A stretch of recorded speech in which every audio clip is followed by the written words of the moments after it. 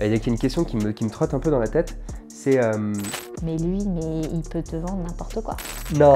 Alors qu'elle, Il a vraiment dit ça ? elle a un vrai produit, alors ça va pas lui ramener de l'argent tout de suite, mais en même temps, tu vois, va un peu aider à sauver des vies, tu vois. Ah bah, horrible. Horrible. Ouais, pardon, Ok. que je lancerai jamais de start-up. C'était ma question d'après. Après, le conseil souvent que je donne toujours à ceux qui se lancent, c'est... Tu sais que ça pourrait trop bien marcher, Ah ça ? non, mais je sais. Parler de start-up, c'est compliqué. Est-ce que je vous parle de ce monde impitoyable dans lequel vous avez plus de chances de finir en banqueroute que de réussir? Ou est-ce que de l'autre côté, je vous parle de ces sociétés qui ont révolutionné leur secteur, qui ont gagné des millions et fait briller la France à l'international? I want France to be a startup nation. Dans les deux cas, c'est indéniable, les startups fascinent la France depuis maintenant à peu près 10 ans. Et si l'on veut parler startup en France, il y a une personne qui sait très bien le faire et c'est Charlie Perrault. Charlie fait et défait leur réputation et elle raconte leurs histoires aux Français chaque jour avec son équipe, puisqu'elle est la chef du département startup du journal Les Échos. Charlie est donc la personne avec qui parler startup et d'ailleurs je l'ai reçue ici pour découvrir des infos croustillantes et déconstruire les mythes les plus tenaces sur les startups. Merci Charlie d'avoir répondu présente à l'appel. C'était un super moment, j'espère que vous allez l'apprécier. Je vous laisse tout de suite avec le podcast. Et justement, vous parlez souvent, parce que ça c'est quand même incroyable et c'est encore vrai aujourd'hui. À l'époque, je me souviens, moi j'étais à San Francisco en 2015 et on disait San Francisco c'est 5 ans en avance sur New York et New York c'est 5 ans en avance sur Londres et Paris c'est un petit peu après. Ouais. C'était un petit peu ce qu'on se disait. Est-ce que tu ressens ça encore aujourd'hui ?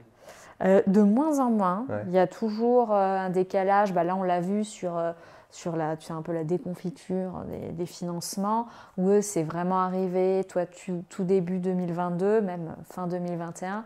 Et nous, ça a commencé à coincer, tu vois, en septembre 2022. Donc, il y a eu quand même bien 6-8 mois de décalage. Après, c'est marrant, en ce moment où ça commence à repartir, l'Europe repart limite, je trouve, à peu près en même temps que les États-Unis, voire un petit peu en avance. Donc, je trouve qu'on a quand même un peu moins de décalage qu'auparavant. Ça, c'est sur les courants économiques et sur on va dire, les tendances business. Tu vois des boîtes comme Rocket Internet qui s'amusent à prendre des concepts qui naissent généralement aux États-Unis et à les mettre partout où généralement il y a du retard. C'est un nom, ça d'ailleurs, c'est un terme, tu sais ce que c'est ? Pas du tout, non. C'est un terme, je sais plus ce que c'est. Bon bref, c'est une espèce de copycat. Oui, on appelle ça des copycats. Bref, Rocket Internet sont experts là-dedans. Il y a beaucoup de boîtes françaises qui se sont montées en s'inspirant, là, même cette année, tu vois, en s'inspirant sur des modèles américains. Est-ce que toi, tu te sers de ça, avec notamment la correspondance à San Francisco, pour anticiper des tendances qui vont arriver en France, qui vont émerger en France ? Oui, forcément. De toute façon, comme nous, on fait une veille très internationale. Et je te parlais de cette correspondante San Francisco, mais on a aussi un correspondant, par exemple, en Inde. On a quelqu'un au Japon qui couvre aussi la Corée, quelqu'un en Chine. On a d'autres personnes en Europe, à Londres. Donc, en plus, eux, ils nous nourrissent, tu vois. Ils peuvent repérer des choses que nous, on peut pas, parce qu'on peut pas être partout, quoi, malheureusement. Donc, c'est vrai que ça, c'est des modèles qu'on... De toute façon... Enfin, je veux dire, tu as un mec qui lance une fille qui lance une start-up, tu as quand même beaucoup de chances que ça existe déjà, tu vois. Et c'est pas parce qu'ils ont voulu faire un copycat ou quoi que ce soit, mais... Oui, non, les idées, elles sortent pas de nulle part. Ouais. Du coup, je saisis la perche parce que j'ai eu ton petit lapsus entre un mec qui monte une boîte ou une fille. T'es quelqu'un sur les réseaux qui est hyper engagé et qui a envie de montrer les femmes entrepreneurs. Je crois que tu fais un billet par semaine maintenant sur LinkedIn où tu mets en avant une femme entrepreneur. Est-ce que tu peux nous raconter, et cette question elle est très naïve évidemment, mais est-ce que tu peux nous raconter la genèse de cette envie, de cette histoire, qu'est-ce qui te pousse à continuer ? Bon, c'est parce que moi, ça fait un petit moment quand même que je suis dans la tech. Et c'est vrai que quand j'ai commencé 2013-2014, tu voyais toujours les mêmes entrepreneuses de l'écosystème. Donc, tu avais Céline Lazare de Litchi, tu vois. Il y avait Catherine Barba à l'époque. Et voilà, après, il y a eu Lucie Bache, Too Good To Go. Et je me suis dit, bon, c'est sympa parce qu'en plus, on a des visages forts et tout. Mais en fait, tu avais tout le temps les mêmes dans les médias. Et en fait, tu te disais, mais c'est pas possible, il n'y a que ces filles-là. Alors que tu as tout un tissu, évidemment, de femmes entrepreneurs. Et je me suis dit, tiens, c'est le moment de montrer d'autres visages parce qu'on n'arrête pas de dire le problème, c'est qu'il n'y a pas de rôle modèle, etc. Donc, je dis, bon, allez, on va aller en chercher parce qu'il fallait aller les chercher quand j'ai commencé il y a plus de 2 ans. Et voilà, donc l'idée est un peu venue comme ça. Et puis c'était aussi pour montrer la diversité des profils et pas, en gros, parce que tu vois, je voulais pas qu'on ait en tête l'entrepreneuse de la tech qui vend des bijoux ou des déodorants, tu vois, en ligne. Et c'était aussi pour montrer qu'il y a des filles dans la cybersécurité, il y a des filles dans la quantique, dans la recherche de nouveaux médicaments, enfin il y en a partout, quoi. Et que ça pouvait peut-être inspirer d'autres personnes et aussi montrer qu'elles ne venaient pas toutes d'HEC, Paris, quoi. Ouais, ça aussi c'est un vrai sujet dans la tech. Ouais. On a l'image du mec qui monte une boîte. D'ailleurs, c'est pas toujours dit, mais si on regarde dans les levées de fonds, par exemple, le profil des fondateurs, c'est un mec qui a 30-35 ans, qui habite à Paris, qui a fait HEC. Ouais. Et si je dis ça, j'ai à peu près 70% des profils des gens qui ont levé des fonds. Ouais. Je vais pas te demander à quoi c'est dû parce que tout le monde le sait. La question, c'est plutôt pourquoi ça perdure, alors qu'il y a de plus en plus d'exemples qu'il n'y a pas que ça, entre guillemets, qui fonctionne. Pourquoi ça perdure? Pourquoi ça perdure? C'est une bonne question, j'aimerais avoir la réponse. Je ne sais pas si c'est encore très culturel, social, de se dire allez, un homme va plus facilement prendre des risques. Tu as quand même cette chose-là.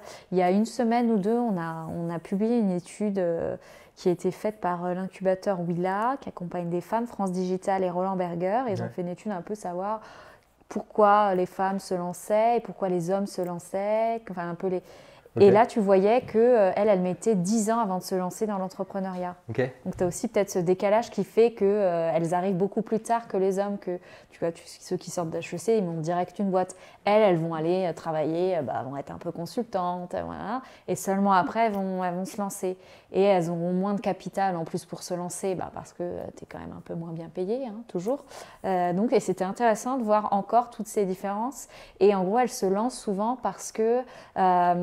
il y a eu un changement dans leur vie professionnelle, tu vois. Elles ne vont pas se lancer en se disant « j'ai une vocation entrepreneuriale, je suis faite pour ça ». Non, pas du tout. Il y a un espèce de déclic ou un élément déclencheur un peu facilitant, quoi. Et en général, oui, parce que démission, licenciement, voilà. Et puis en plus, il y a la question de la maternité qui est souvent évoquée, donc tu ne te lances pas... n'importe comment, quand tu dois accoucher. Voilà, donc il y a ça, je pense qu'il y a ça aussi qui fait que ça change, ça continue à, tu vois, ça perdure. Ça perdure. Et cette action que tu mènes, tu sens les effets? Ça fait combien de temps maintenant? Ça fait plus de 2 ans. Okay. Et là, c'est fou parce que j'ai lancé un peu comme ça, en me disant, au pire, il n'y a personne qui verra. Et maintenant, tu as énormément de gens qui le voient. C'est fou. Moi, je le vois au niveau des impressions. Et des gens de partout qui me commentent et après qui m'envoient des messages. Des gens qui viennent de partout en France et les filles qui me répondent, tu vois, 1 ou 2 semaines après, ils me disent merci Charlie, je suis entrée en contact avec des investisseurs, j'ai eu plein de clients qui ont signé suite à ça, évidemment explosion des vues sur le profil, donc il y a quand même il y a un impact. Après, c'est pas non plus, tu passes pas au JT de France 2, mais voilà, ça fait quand même son petit effet. C'est marrant la comparaison avec le JT de France 2, parce qu'il y a une autre comparaison qu'on pourrait faire, si on parle de Charlie, le média indépendant presque, versus Charlie, la journaliste des Échos. Cette impression, cette visibilité que tu donnes, comment on pourrait la comparer parfois à ce qu'est capable de faire aujourd'hui les Échos en termes d'impression, si on pouvait utiliser le terme aussi?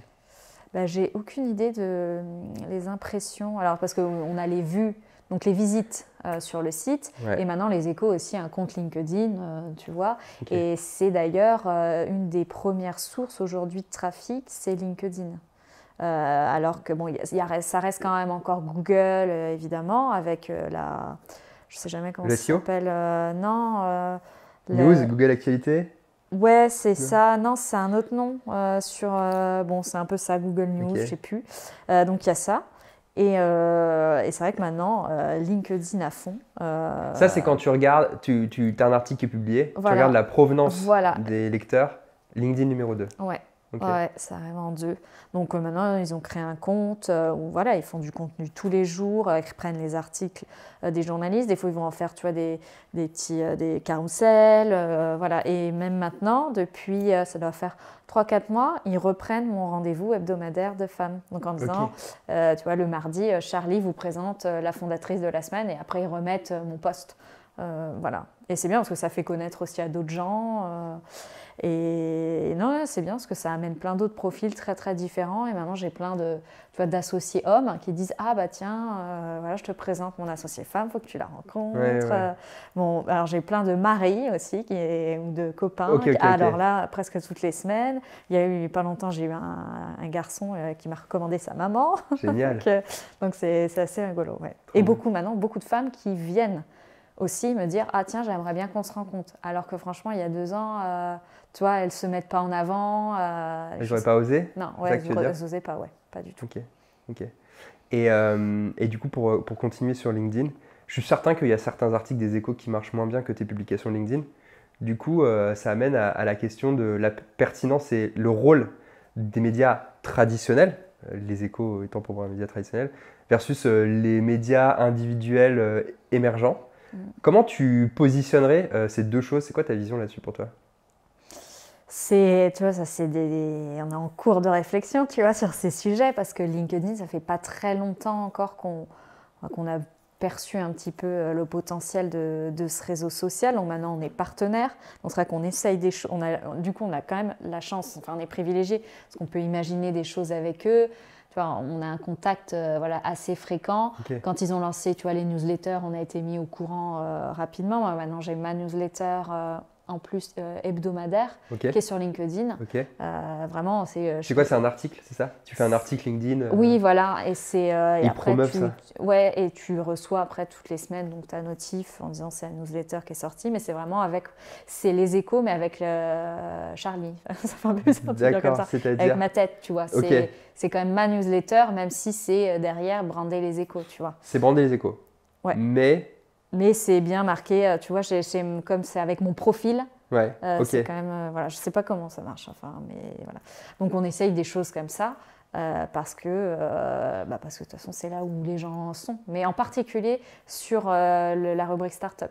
On a 2 rubriques qui sont très visibles sur LinkedIn, Startup et Management Leadership. Ok. Donc en gros, dès qu'il se passe quelque chose, on a un peu les 2 laboratoires, tu vois. Ok. Sur LinkedIn. Ouais, pour l'expansion. essayer des choses. Et quelle est ta vision des médias indépendants des gars, même comme nous, tu vois, avec une caméra et un peu de moyens, ou même des gens avec leur iPhone qui font une forme de, je vais pas dire journalisme au rabais, mais un journalisme avec des autres règles, je pense, Comment c'est perçu par un média comme les Échos? Est-ce que c'est de la concurrence pour eux?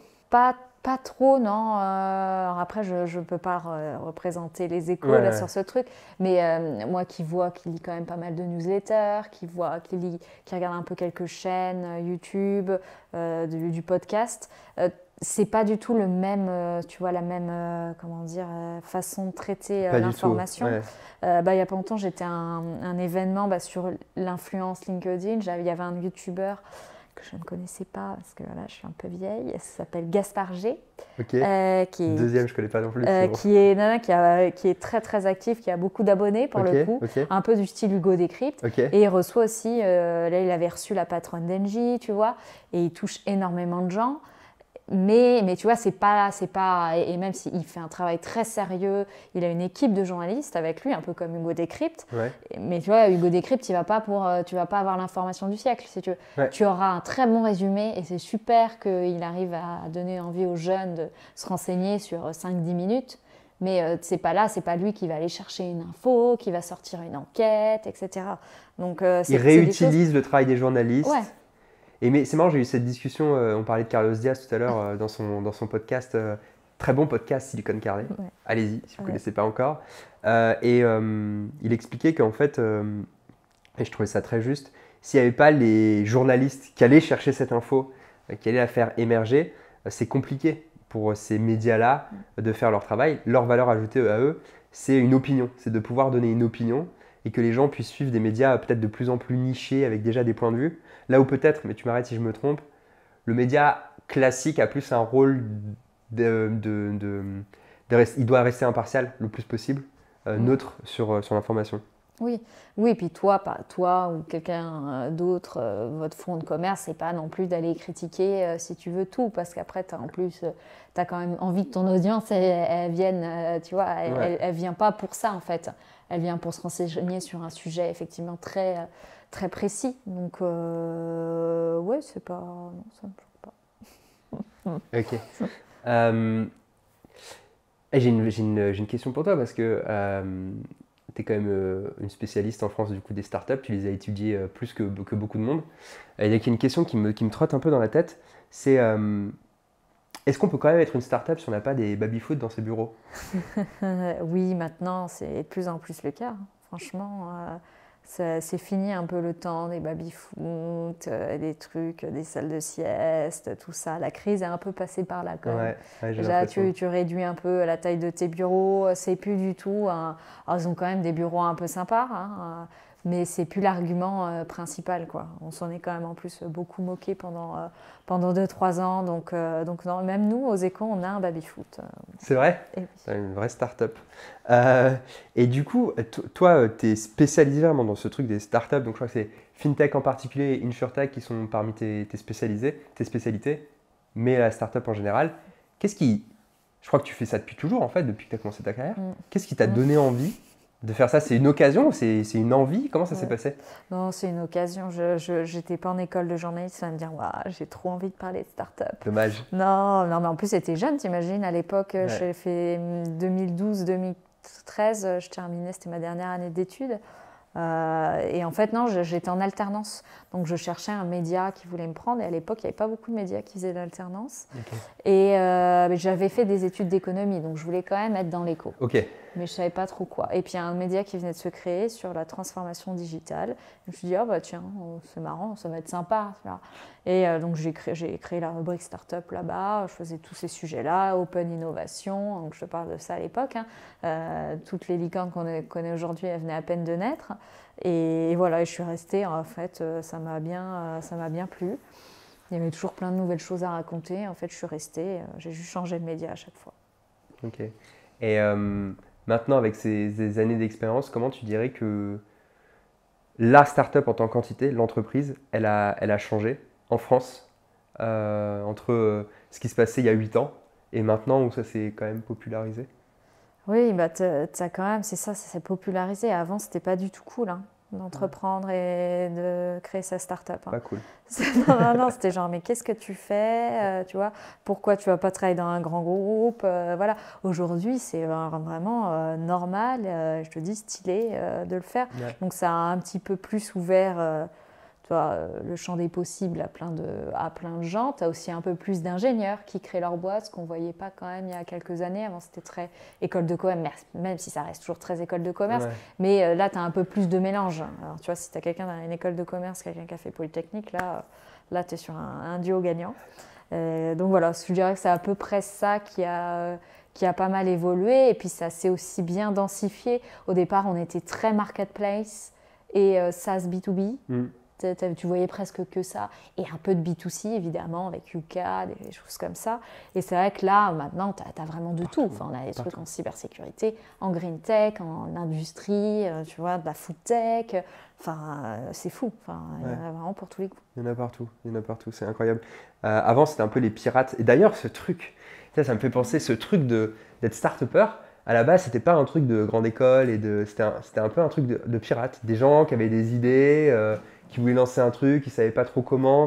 Fallait être un insider pour monter une start-up. Ça a été pris d'assaut. Oui. Tant mieux pour nous, tant mieux pour l'innovation. Mais comment tu analyses ça, toi? C'est les capitaux, c'est le lien avec la finance qui est de plus en plus étroit? Oui, parce que tu peux aussi lever plus facilement des fonds, te faire financer. Il y a 10 ans, franchement, il y avait quelques VC sur la place. Quelques business angels, parce qu'il fallait quand même des mecs qui aient déjà fait un petit peu d'argent, tu vois. Donc en gros, c'était compliqué. Quand tu parles à un Blablacar, pour lever ses premiers fonds, il en a chié par mois. C'est incroyable, alors qu'il avait déjà, je ne sais pas combien d'inscrits sur sa plateforme, j'ai plus les chiffres en tête. Donc Aujourd'hui, tu n'as pratiquement rien. Tu peux lever de l'argent, tu peux lever 1 million avec des clubs de business angel. Tu peux faire. Et avec trois slides de PowerPoint, surtout. Oui, que tu vois, des fois même pas de slide. Ouais, mais oui, pendant un moment, c'était un peu ça. Ouais. Mais des fois, tu n'as même pas de produit. Oui, si tu as déjà travaillé dans une start-up, en gros, tu es un peu bankable. Donc c'est vrai que ça a fait aussi participer à faire amener plein d'argent de l'écosystème. Et tu as aussi plein de mecs et de nanas qui étaient dans des start-up et qui sont partis. Tu vois, ce qu'on appelle le phénomène des mafias, comme il y a eu aux États-Unis avec la PayPal Mafia, avec Elon Musk et tout. Bah, on commence à en voir là depuis 2-3 ans en France où tu as vraiment des anciens Blablacar, des anciens de Spendesk, de Swile qui montent des boîtes parce que ils sont partis, ils ont pris leur BSPCE, ça leur a fait un petit peu d'argent. Et puis, qu'est-ce qu'ils font? Ils ont envie déjà de réinvestir chez les copains, chez d'autres entrepreneurs, et aussi de lancer à leur tour leur start-up. C'est quoi, pour toi, justement, on parlait des slides et du fait que ça a été très facile à un moment donné de lever de l'argent. On a parlé aussi tout à l'heure en off, une espèce de... Parfois, on se pose la question de savoir si tout ça n'est pas parfois, dans certains cas, un Ponzi géant. C'est quoi les grosses dérives que tu as vues et le côté un peu plus dark que tu puisses nous révéler sur le monde des startups? Les dérives, ça a été vraiment 2021, là, où tu as quand même des boîtes qui venaient de se créer, qui n'avaient rien et qui levaient à des valorisations, tu vois, qui levaient 3-4 millions à des valorisations de 20. Ouais. Quand tu réfléchis, parce que c'est vrai que nous, on est tellement dans un monde où on parle en millions toute la journée, tu vois, et tu te rends plus compte à la fin, et là tu te disais, non mais quand même 20 millions, une valorisation 20 millions, et il n'y a rien, il y a zéro chiffre d'affaires, ils ne vont pas en faire avant un petit moment, enfin c'est complètement... Et il y en avait des tas, ça a été partout. Et pour des projets, mais tu te disais, mais où va le monde, tu vois? Des trucs pour faire des NFT qui étaient totalement inutiles. Enfin, waouh, ça faisait vraiment peur de dire pourquoi on met autant d'argent là-dedans. Alors qu'il y a des vrais projets, enfin, tu voyais dans la santé, des gens qui galèrent à lever. Moi, j'ai encore vu une entreprise il n'y a pas longtemps, elle a créé un super truc dans la santé dans le domaine du cancer et tout, et elle n'arrive pas à lever. Ils lui ont même dit, il y a des investisseurs, ils ont dit oui, par contre, t'es blonde, tu fais trop penser à Elizabeth Holmes, ça fait flipper. Non, mais des fois, tu as des trucs, il vaut mieux que tu te teintes les cheveux en brun. Non. Alors qu'elle elle a un vrai produit, alors ça ne va pas lui ramener de l'argent tout de suite, mais en même temps, tu vois, va un peu aider à sauver des vies, tu vois, à soigner des gens. Ouais. et bon, c'est ça que tu vois des fois le paradoxe, mais moi ça me fait des fois un peu bondir, quoi. Donc on a eu ça, et tu as eu, là c'est à des niveaux de valorisation de, je te disais 20, mais tu as eu aussi des fonds américains qui sont arrivés et qui ont fait des trucs, qui ont fait monter les enchères.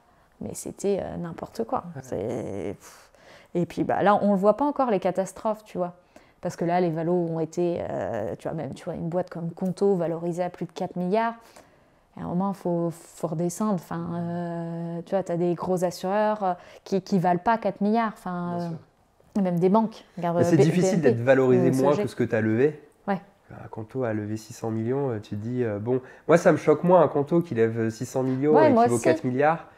Qu'une boîte qui perd de l'argent à un an devant elle pour 50 personnes et vaut, tu vois, 100 millions, tu vois. Non, mais c'est l'après, en fait. C'est-à-dire que c'est allé tellement haut, surtout ces licornes. Ça ne peut pas redescendre. C'est comment tu fais soit après. Tu pars à la casse, soit c'est pour ça qu'on parle de Ponzi parfois. Voilà. Soit tu pars à la casse et tu trouves quelqu'un de, entre guillemets, c'est fou pour acheter à cette valo, quoi. Ouais. Et on verra, là, je pense que... Ça, ce que tu anticipes, c'est qu'on va avoir la poussière sous le tapis, elle va apparaître bientôt. On va avoir quelques boîtes où vraiment, ça va être compliqué. Non, mais c'est sûr, mais de toute façon, c'est statistique.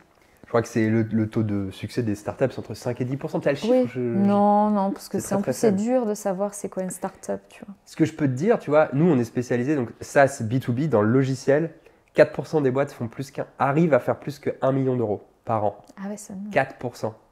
Donc c'est vraiment rien du tout. Ouais. Parce qu'il y a toutes ces boîtes dont on ne parle pas, elles ne meurent pas, elles ne sont pas revendues, mais elles survivent, tu vois, la bouche hors de l'eau à peine, et c'est tout, quoi. Ouais. Il y a ça aussi, beaucoup. Et ça, tu le vois avec les investisseurs qui essayent de sortir des espèces. Tu sais, ils ont des boîtes, ça fait 15 ans qu'ils sont capital, ils veulent sortir et tout, ils n'y arrivent pas, parce que la boîte, elle ne décolle pas et tout. Donc, ça, c'est un autre type de problématique dont on ne parle pas, qui sont les boîtes qui pas suffisamment cassées pour tomber, et pas suffisamment successful pour s'en sortir, quoi. Oui, mais après, les investisseurs, ils voudront revoir leur argent. Donc, de toute façon, à un moment, là, ça va devoir se passer parce que tu as une durée limite d'un fonds. Ben, c'est là où ils essaient de trouver des personnes pour acheter sur des valos pas toujours sur corrects. le secondaire, ouais, c'est pas... De toute façon, tu le vois, sur les marchés secondaires, aucune licorne est tradée à 1 milliard. Quoi. Ouais, c'est un peu plus réaliste. Ouais. Parce que c'est des, entre guillemets, du vrai argent, enfin des Oui. vraies personnes qui payent quoi derrière. Voilà. Ouais, c'est un sacré phénomène. J'ai une petite question pour tester ta connaissance startup. T'inquiète, ça, c'est pas un piège. Est-ce que tu peux me... Alors, combien il y a de licornes en France aujourd'hui? Eh bien, il y en a 27 depuis quelques jours. Il y en a 27 depuis... La dernière étant Penny Lane, Penny qui est Lane, dans ouais. la comptabilité. Ils ont les 40 millions, je crois, non? Oui. Ouais, ils ont les 40 millions et c'est devenu une licorne. Avec ce plan, j'ai regardé une interview de toi d'ailleurs, il n'y a pas longtemps, où tu racontais, j'avais pas du tout cette info, que Macron cherchait en 2030 à avoir 100 licornes en France. Il y a encore un peu de temps. Oui, c'est vrai. Dont 25 vertes, licornes vertes. Des licornes vertes. Voilà, donc je sais pas trop. une Mais race oui, spéciale c'est de vrai licorne. qu'il avait fixé cet objectif, je crois que c'était pendant Vivatech, ça devait être 2022. Donc au moment où on a eu pas mal de licornes, début 2022, donc il devait se dire, ouais, si on continue à ce rythme-là, mécaniquement, en 2030, on va être à 100 licornes, mais je pense qu'on n'y Ça sera va pas être du tout. compliqué. Ouais. Bah, sachant que tu en as qui vont perdre le statut aussi. Il y en avait combien à 50, t'as une idée ou pas? Je sais pas. Non, mais t'en avais, si t'en avais, si t'en avais 10, je pense que c'était pas mal. Parce que là, on en a eu plein avec la vague, tu vois, d'argent qui arrivait dans l'écosystème. Ouais. Ouais, c'est incroyable. Ouais. Et est-ce que tu peux me citer tes 5 préférés? Non, j'ai pas de préféré. Les gens T'as me le droit demandent. d'avoir des préférés? Ah oui, Ouais, mais t'as t'as le des droit. préférés. Il y a des boîtes, tu trouves qu'elles marchent, qu'il y a un vrai modèle, que c'est sur un supermarché et tout. Mais C'est quoi les boîtes incroyables que tu as vues? Genre, tu y es allé, tu as discuté avec des personnes de la boîte, founder ou autre, et tu te dis, c'est incroyable. Ouais, tu vois, à chaque fois, on me pose cette question, je devrais préparer, mais j'oublie. Parce qu'en fait, à chaque fois, je me souviens des derniers que j'ai vus, tu vois. Ok. Parce que pareil, je vois tellement de gens. Et non, moi, il y en a un que je trouve... Après, c'est souvent les fondateurs et les fondatrices que tu trouves un peu waouh, et tu te dis, s'ils y arrivent et tout. Donc, non, La personne ou la mission? La personne, Ouais. Ouais. Oui, ça fait encore très bullshit comme les fonds, tu sais, qui te disent qu'ils C'est la investissent dans des gens. Bah, Ouais, moi, ouais. je crois Mais non, mais aussi c'est en vrai. des gens. Mais oui, c'est vrai. oui. Mais non, je pense par exemple que dès le début, j'avais vu Louis Chatriot d'Alma, Ouais. tu vois. Ouais, très bien. Ça, je suis pas fan. Bon, voilà, le paiement en plusieurs Ouais, fois. pas très sexy comme business. Voilà, mais je me souviens que je l'ai vu au tout début et le mec, j'ai trouvé, bon, de toute façon, si tu demandes à plein de gens dans l'écosystème, ils vont te dire que c'est quelqu'un de très très smart. Et c'est vrai, quand il s'est lancé, on parlait pas encore trop du paiement 3-4 fois. Ouais. Il faut y aller, quoi. C'est un business de volume et tout. Et là, voilà, même si c'est très compliqué en ce moment avec les taux qui ont remonté, mais c'est vrai qu'il m'avait fait une très forte impression quand je lui ai parlé. Enfin, il avait envisagé tellement plein de cas de figure. Enfin, et puis bon, un ancien de Stripe, je veux dire, il y a un moment, puis polytechnicien, donc tu vois, ça, On y revient. il y a de la lumière là-haut, quoi. Donc là, je pense à lui tout de suite. Mais Ok. pareil, quand j'avais rencontré le patron de Penny Lane, Arthur, au tout début, pareil, ça devait faire 2-3 mois que la boîte était créée. Et je me suis dit, ouais, ils ont touché un truc, parce que pareil, comptabilité, truc chiant. Mais bon, c'est un peu indispensable à n'importe quelle boîte. Donc, tu es sur un marché, et ils voulaient s'adresser aux TPE et PME, qui est un peu, si tu veux, le backbone de l'économie. Donc c'est un marché très, très profond. Donc, je me suis dit, s'ils le font bien, ça peut dépoter, quoi. Ouais, et justement, donc toi, t'en rencontres beaucoup de ces fondateurs. C'est aussi pour ça que tu es là, pour nous raconter tout ça. Ces fondateurs, quand ils te parlent, eux aussi, ils ont un objectif. Et il y en a de plus en plus qui veulent passer dans les médias. Alors, l'objectif évident, c'est les échos, ça a une forte crédibilité. Tu passes dans les échos, tu t'achètes plus de la crédibilité que de la visibilité, en fait. Tu vas mettre le logo un peu partout où tu veux et tout. Waouh, les gens adorent. Mais pour les échos, qu'est-ce qui fait un bon sujet d'un moins bon sujet? Comment vous choisissez ça? Ça évolue au fil du temps, tu vois. Après, moi, je suis arrivée en tant que journaliste donc aux Échos. Et après, je suis passée chef de la rubrique, donc, où je suis à la fois journaliste et j'encadre des journalistes. Et c'est vrai que moi, depuis que je suis arrivée, on a changé plein de choses. Parce que je veux plus que ce soit machin à lever X millions d'euros. parce que sinon des gens pourraient avoir le même titre tous les jours, on pourrait avoir un petit template, tu vois, puis changer, trop. Et après, on a vu tellement de boîtes passer là, ces 10 dernières années qu'on va être plus picky, tu vois, sur les boîtes, c'est-à-dire une boîte qu'on a vu 5-6 passer qui font à peu près la même chose, on va dire bah non, on va pas en parler. Donc il faut que tu aies quelque chose de plutôt novateur. Voilà. Normalement pour une startup, c'est censé être ouais, mais encore plus. Encore plus que novateur. OK. Plutôt sujet d'actualité, un vieux business qu'on dépoussière, voilà. Ouais. OK. Quoi d'autre? Et après, qu'elle parle, tu vois, pas forcément d'élever de fonds, on en fait de moins en moins. Maintenant, moi, c'est plus un critère, parce qu'à part que ça fasse plaisir aux fondateurs aux parents des fondateurs. Et aux parents, parce qu'à chaque fois, ils disent oui, mais c'est pour mes parents qui lisent le journal. Oui, c'est super. Donc, non, on va plus faire des articles. Tu vois, là, on va avoir un papier demain, une boîte qui va nous communiquer ses chiffres. Tu vois, de 2023, ils vont nous donner en plus la part US et tout, donc c'est bien, il y a plein de choses à raconter autour de ça. On explique comment il a réussi aux US, c'est pas le cas de beaucoup de boîtes quand même. Et voilà, on a les résultats, si tu signes un très gros contrat, t'imagines une boîte, je sais pas, qui signe avec la SNCF, une boîte qui signe avec Carrefour, c'est quand même pas mal, ça te ramène un petit peu, tu vois, un petit peu d'argent et de la crédibilité aussi. Voilà, donc on essaie de trouver d'autres actualités autour, mais toujours un peu des actualités stratégiques, tu vois, c'est pas je lance telle fonctionnalité parce que sinon on va pas s'en sortir. Mais c'est un peu comme ça qu'on détermine les sujets. Et est-ce que tu choisis tes sujets en fonction du potentiel de popularité pour le journal? Non, il y a des trucs, on sait que ça fera moins de vues et tout ça. Et tu le fais quand même? Mais ouais, parce que... T'as pas ce risque parfois? Tu l'as beaucoup avec Internet, vu que tu as accès à toute la donnée, tu sais sur quoi les gens cliquent, combien de temps ils restent sur la page, combien de temps ils lisent. T'as pas ce risque d'aller chercher des trucs toujours plus sensationnels pour faire des chiffres? Non, ça c'est un truc que les Échos n'a jamais fait, tu vois. Et ce qu'on se disait il n'y a pas longtemps, je déjeunais avec la chef du service web et on était à table et elle reçoit les notifs de plein d'autres médias. Et elle était un grand quotidien.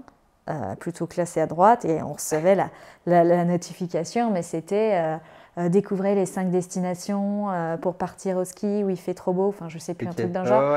Et enfin on se dit mais t'imagines, voilà, pour ne pas dire autre chose. Et donc nous on fait pas du tout ça, on évite ces choses-là. Alors on fait moins d'audience, mais bon on préfère rester, tu vois. Après c'est encore une fois nous on vit c'est les abonnés, donc en fait nous on préfère avoir, moi la métrique que je regarde surtout, je regarde quand même les vues et tout. Mais de toute façon, je sais que je ne ferai jamais 1 million de vues sur un article. Enfin, on est en start-up, donc je veux dire, il n'y a pas 1 million de personnes qui sont intéressées et qui lisent les Échos et qui payent en plus, parce que nous, on est en payant. Sur un bon post LinkedIn, peut-être? Oui, sur les posts LinkedIn, oui, mais après, je ne sais pas qui clique et ce que ça convertit, en fait. Ça, on n'a pas les données. Donc, sur un bon post LinkedIn, oui, mais bon, voilà. Et on regarde plutôt, moi, les abonnements. Donc, c'est-à-dire quand il y a quelqu'un qui clique et qui va s'abonner grâce à mon article, tu vois. Ça, c'est un très bon... Ça veut dire qu'il a eu envie, tu vois. Et sachant qu'on ne fait pas trop de clics, on fait pas de clics putaclic, si tu veux, de type putaclic, parce que c'est pas la maison. C'est-à-dire qu'il avait envie, tu vois, il sentait... Et souvent, c'est des enquêtes et tout ça qui font transformer. Oui, ce que j'allais dire, c'est que ça m'a l'air plutôt contre-intuitif, mais tu m'arrêtes si je me trompe, j'ai l'impression que ce ne sont pas les articles les plus vus qui provoquent le plus d'abonnements, d'engagement très très fort. J'ai l'impression même que parfois, c'est une corrélation inverse. Les petits trucs de niche, la première abord, on va pas trop regarder. Les peu de personnes qui vont aller là-dedans et qui vont regarder, on va réussir à les convertir si on a fait du bon boulot, quoi. Ouais, ou alors tous les trucs moi, que je développe beaucoup, c'est les études, les baromètres dans l'écosystème que je co-crée avec des boîtes. Parce que là, on va aller chercher de la donnée, donc les gens ils vont retrouver la donnée que chez nous. Tu vois, par exemple, je fais le baromètre des exits avec Avolta 2 fois par an. Et donc, ils vont savoir combien il y a eu de fusions-acquisitions au semestre, qui a fait le plus d'acquisitions, le montant moyen, etc. Ça apporte de la valeur, donc les gens vont... Donc ça, le deal, c'est quoi? C'est Avolta qui finance la recherche et en échange, tu leur donnes la visite, tu les co-brandes, tu co-brandes ton article. Voilà, eux, ils font tout gratuitement parce qu'on est un média, on n'a pas d'argent. Mais non, et c'est le deal. Et c'est par contre, mise en avant dans le chapeau, donc c'est-à-dire le début de l'article. Voilà, on les met partout, c'est normal, quoi. Donc j'essaye de développer ça avec plein d'autres. Et ça amène, on fait ça aussi sur les salaires dans la French Tech. Là, je prépare un nouveau truc sur les business angels. Magnifique. Ça va être très sympa aussi. Le classement des business angels. Mais mieux, encore mieux. Mais en mieux. T'as pas le droit de le dire? Ouais. Ouais, dommage. Ok, donc maintenant on va passer à la partie vente. Et du coup, pour rentrer, tu dois entendre parler de vente dans ce que tu fais, dans les startups, etc. Mais j'imagine que c'est pas le focus principal, bien que pour moi ce soit quand même le poumon d'une boîte. Enfin, je veux dire, si tu fais pas de chiffre d'affaires et que t'as pas de VC, bah tu meurs. Et puis même quand t'as des VC, tu finis par mourir si tu fais pas de chiffre d'affaires, donc c'est compliqué. Instinctivement, quand je te dis le mot vente, ça te fait penser à quoi? T'as le droit de tout dire.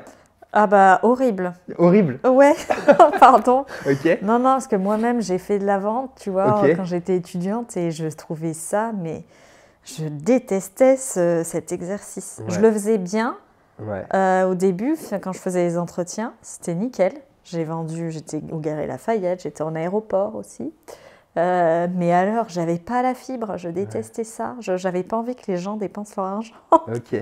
Voilà, donc pour moi, c'est un univers horrible. Parce Horrible. que non, tu sais, d'aller chercher, de devoir aller un peu quémander de l'argent à des gens.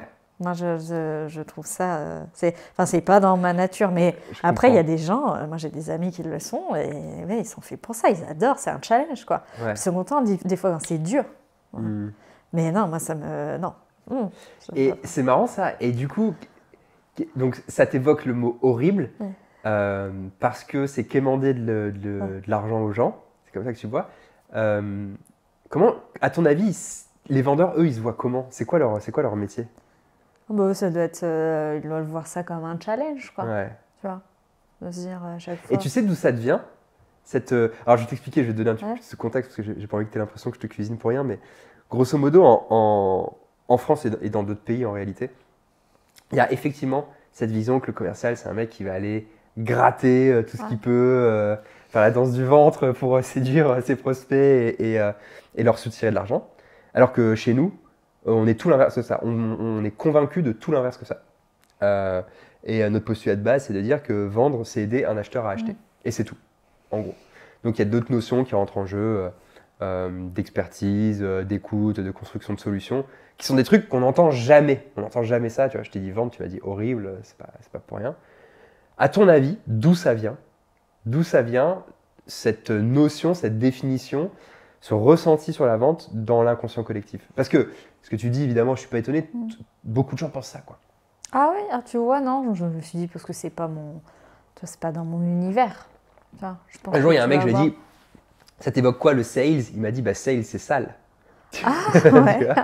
T'as dit horrible, bon, ça veut aller dans le même domaine. Oui, c'est vrai, c'est pas mal. Non, franchement, je vois pas pourquoi.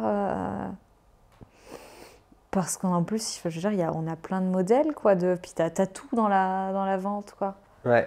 Enfin, je sais pas, tu vas dans un magasin. T'as peut-être déjà eu des expériences malheureuses, tu vois, où t'as eu des mecs vraiment, ou des nanas hyper relous, qui se comportaient mal et compagnie. Oui, tu voulais acheter un frigo, puis l'autre, il devait te vendre un micro-ondes, enfin, je dis Ouais, n'importe quoi. ouais. Mais oui, forcément. Mais Il bon, te vend ça, des trucs dont t'as pas partout. besoin, il a des vieilles méthodes, il essaie de manipuler, genre. Et parce que aussi, tu as l'image ils ont des commissions sur certains trucs, donc Exactement. en fait, ils s'en fichent un peu de ton besoin. Je pense qu'on a longtemps été, ça va être très tarte à la crème, mais bon, tu vois, maintenant on dit customer centric, ce qui paraît évident. Enfin, je sais pas, si le client veut quelque chose, mais bon, je pense que pendant longtemps, ça n'a pas été ça, tu vois, et que maintenant, on se ressente vraiment sur le client. Enfin, je sais pas. On essaye. Voilà. On essaye. D'abord, il n'y avait pas, puis ensuite, il y a eu par posture, et je pense que de plus en plus, il y a des entreprises, tu dois le voir, hein, qui ont ça, qui coulent dans leurs veines. C'est vrai pour la vente, mais c'est vrai pour tout ce qu'ils font. Et le produit en numéro 1, on voit beaucoup de boîtes qui réussissent très bien parce qu'elles ont des produits, elles ont vraiment voulu faire participer leurs futurs clients à sa construction, quoi. Est-ce qu'il y a un département vente chez les Échos? Bah, nous, c'est un peu... oui, en fait, les gens, c'est la régie publicitaire. Donc, est là pour ceux qui vont nous mettre la pub dans le journal, etc. Qui vont vendre aussi d'autres prestations. On a aussi du brand content. Donc voilà, alors je ne sais pas si on les appelle les commerciaux. Aussi, ça doit être des commerciaux, mais qui sont vraiment au sein de la régie publicitaire, qui est très séparée de la rédaction. C'est-à-dire qu'on n'a pratiquement aucun contact avec eux. Ok. Pourquoi? Parce que chacun fait son métier, hein. Ouais. Donc si tu veux, voilà, sinon on peut pas, comme on fait beaucoup attention, tu vois, dans le journal, qu'il n'y ait pas telle pub, enfin avec l'article qui est en face. Par exemple, c'est pour ça que je pense à ça.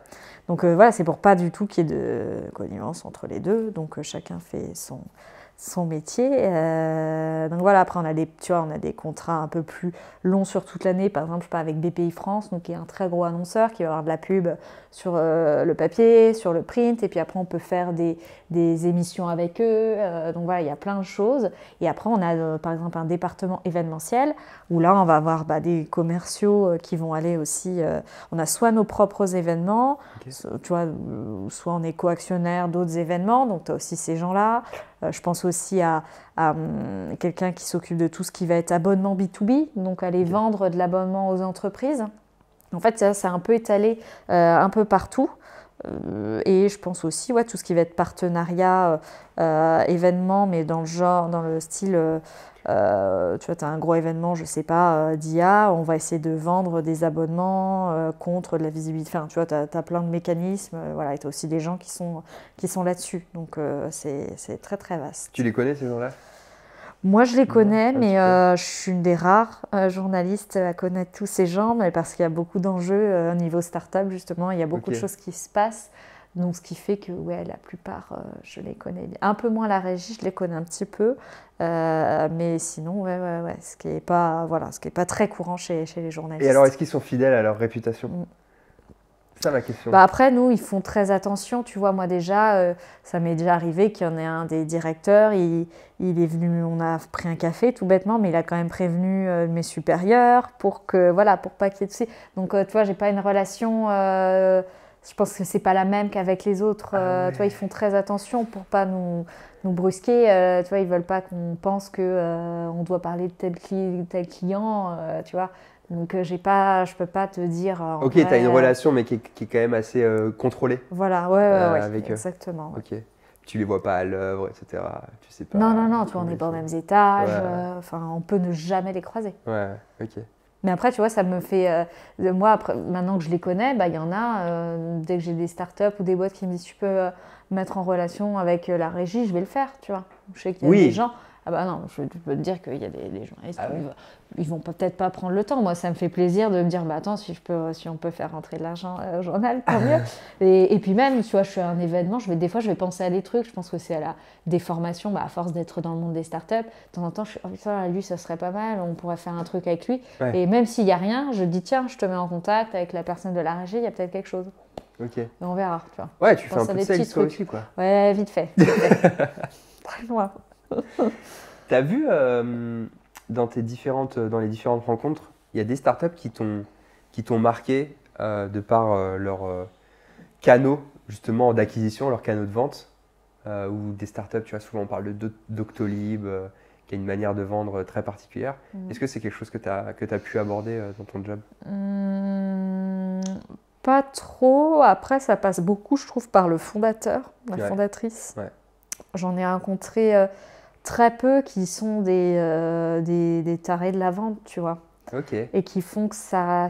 Parce que, en fait, une start-up, elle a beau avoir un super produit dans le B2B, il y a un moment, si tu sais pas le vendre, ça marche pas. Ça marche pas. Et tu as des gens, franchement, moi, je suis pas passionnée par leurs produits, tu vois. Et je trouve que même, il y en a plein d'autres qui font pareil. Et ils arrivent quand même à défendre. Je te prends l'exemple, je le connais bien, Jonathan Cherki, par exemple, le patron de Content Square. Ouais. Mais lui, il peut te vendre n'importe quoi. Mais c'est incroyable. Et il n'est pas le seul à faire ce qu'il fait. Je veux dire, sa boîte, il est une très belle boîte, mais je veux dire, tu en as d'autres. Alors, qu'est-ce qu'il fait? C'est parce que le mec, il y va. Je ne veux pas dire qu'il pourrait vendre sa mère, tu vois. Ouais. Mais tout le monde me dit que, enfin, je veux dire, il est très, très, très fort. Tu vois.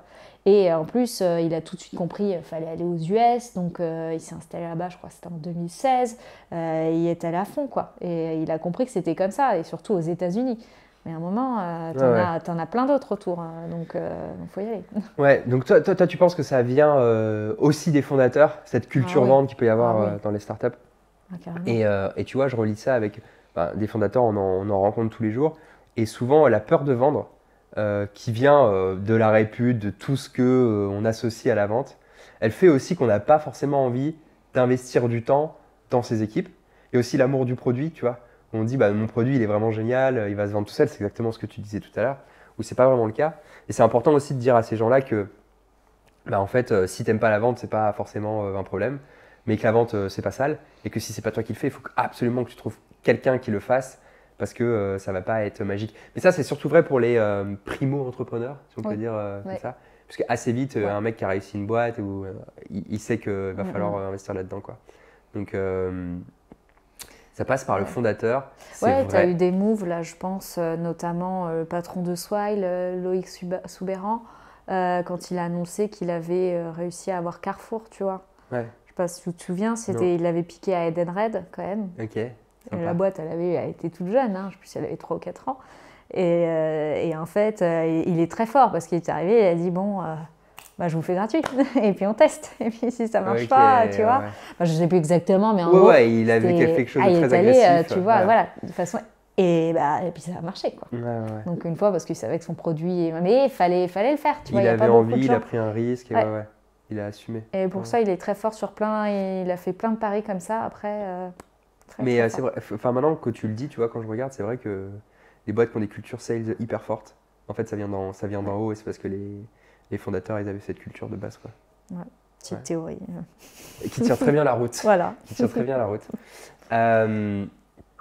On a parlé pas mal de toutes ces startups, de ton expérience de par ton job.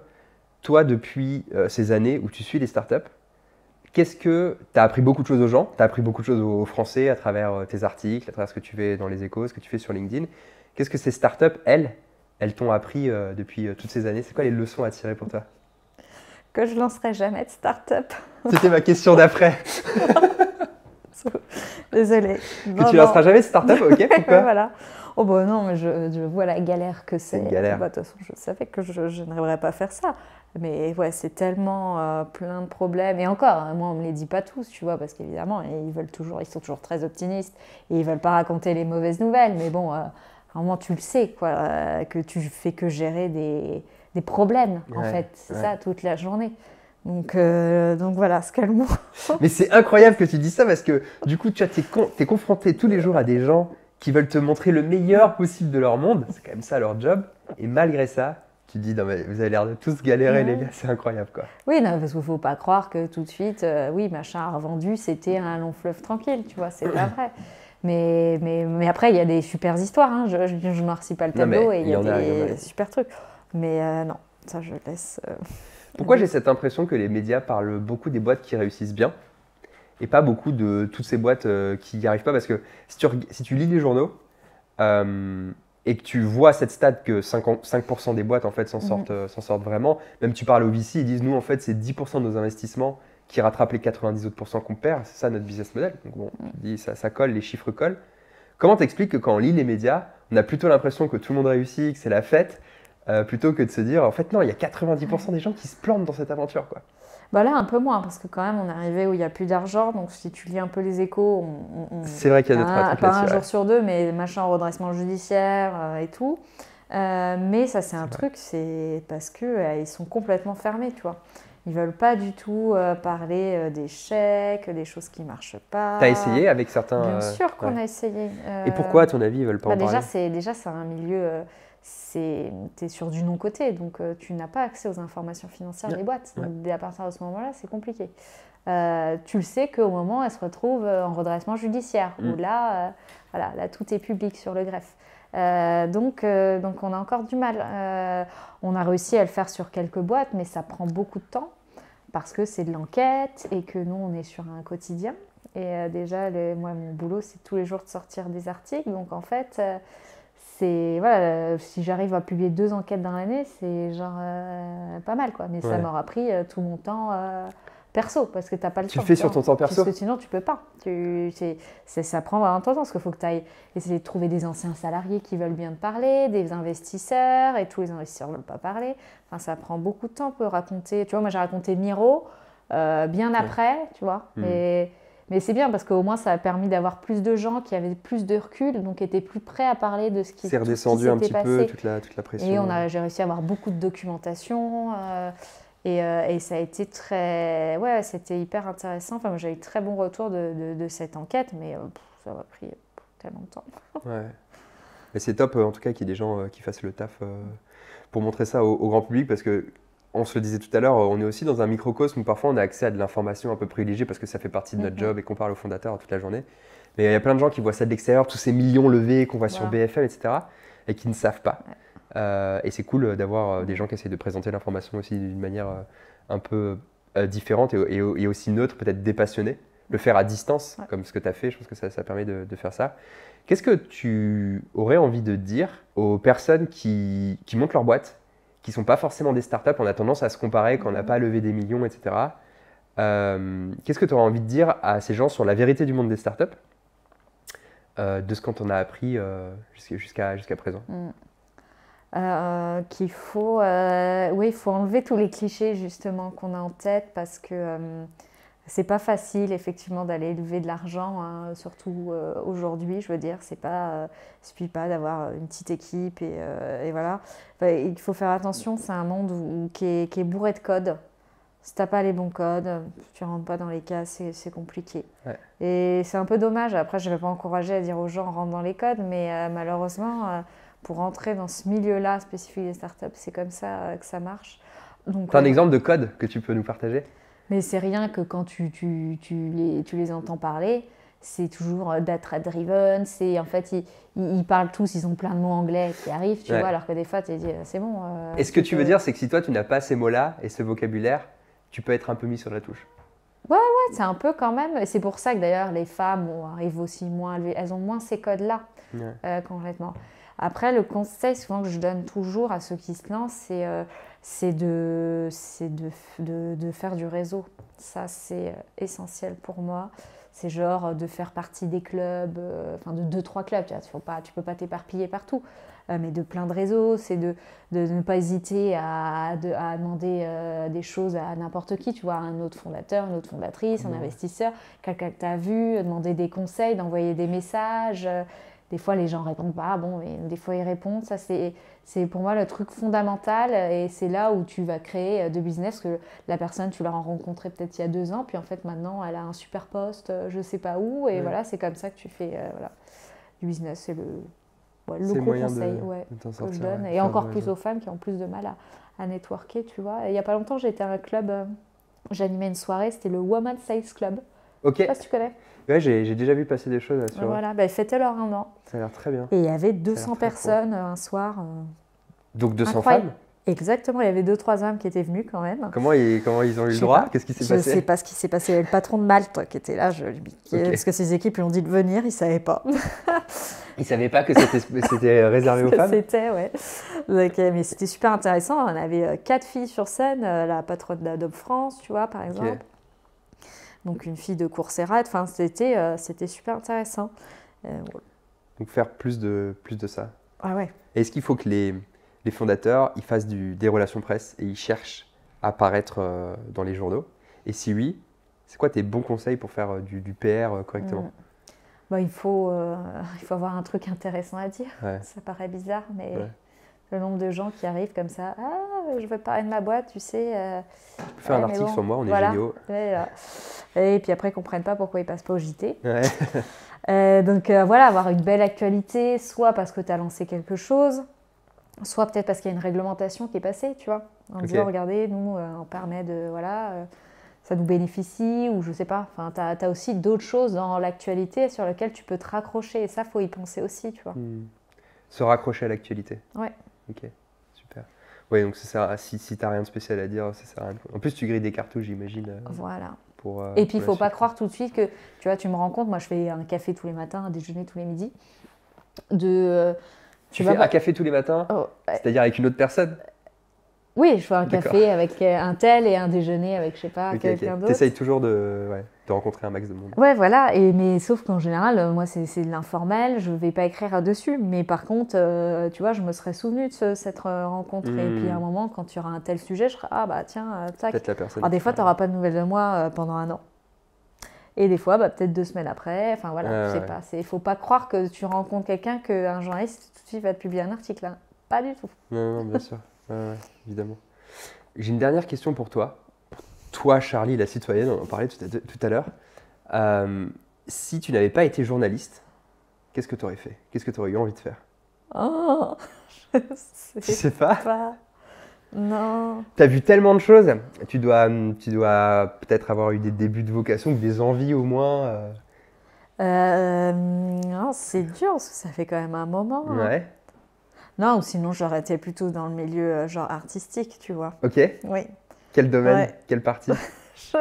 Moi j'aime beaucoup la comédie de mes amis. Tu vois, je peux jouer des personnages à des soirées. Ok. J'adore ça. Tu vas me Ok. faire passer pour quelqu'un d'autre. Ça m'arrive des fois en soirée. J'aime bien, tu sais, tu rencontres des gens, tu les connais pas. Moi, je m'invente une vie et tout. Et les gens me Et croient. en tant que journaliste, ça doit être assez facile à faire, non? Enfin, t'as Moi, je plus sais pas. d'inspiration, quoi. T'as la méthode pour Ouais, raconter des puis je histoires. m'adapte, tu vois. Oui, en plus, c'est vrai que je peux vachement m'inspirer des gens que je rencontre. Donc ça, j'aurais bien aimé, limite, faire de la comédie. Mais voilà, peut-être. Ok, super. Vraiment, mais bon, c'est un milieu très bouché. Genre plus que Peut-être journaliste. bientôt, après une grande carrière de journaliste. Ouais, non, mais tu sais que moi, j'aimerais scène. trop un de mes. C'est quoi mes ton rêve? rêves, C'est le moment. c'est genre de faire un stand-up, tu sais, Ok. mais avec dans la thématique des startups et des VC. Tu sais que ça pourrait trop bien marcher, Ah ça? non, mais je sais. Non, je t'ai la fille. Ça existe ou pas? Il y a Bah, des non. mecs qui parlent. Si, il y a des gens qui Alors, se moquent des Qui se start-upers moquent un peu, tu vois, mais faut moi pas j'ai se plein d'idées sur ouais, les start-upers, les VC, tout ce monde-là, tu peux facilement C'est faire un incroyable, truc. mais il faut que tu le J'aimerais fasses. trop écrire quelque chose, alors pas moi monter sur scène, mais au moins l'écrire. Puis au moins, t'aurais pas du mal à le faire financer, quoi. T'aurais Eh deux, ben trois oui, personnes à qui parler. j'en ai déjà parlé à 2-3 business angels en mode blague, mais je pense qu'ils seraient prêts à financer. Ce serait très bon, très très drôle. Merci beaucoup Charlie pour toutes ces infos, c'était très intéressant, c'était varié, on est parti un petit peu Ouais. dans tous les sens, mais c'était hyper intéressant.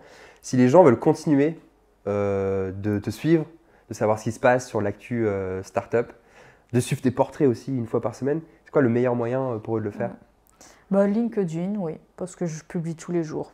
Donc Charlie Perrault sur LinkedIn, on va vous Voilà. mettre quelque part là, le nom de Charlie pour aller suivre, on vous mettra aussi son lien dans les commentaires. Merci beaucoup Charlie, bon courage pour la suite, pour toutes les aventures de start-up. On va voir ce qui se passe dans les trimestres prochains au niveau des startups en France, puis à bientôt. Ouais, merci.